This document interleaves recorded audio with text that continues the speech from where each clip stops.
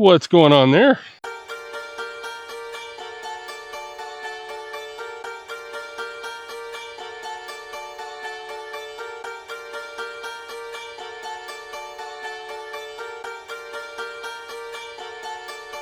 Wild-eyed mallow and something else.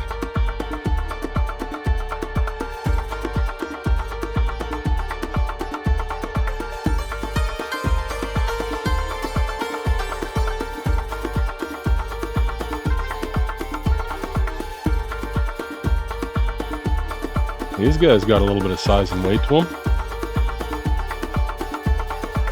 Big random white mushroom.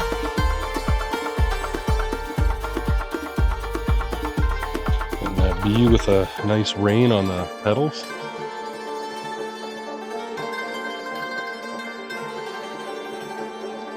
Oh, look at them all in here. Pollinators galore.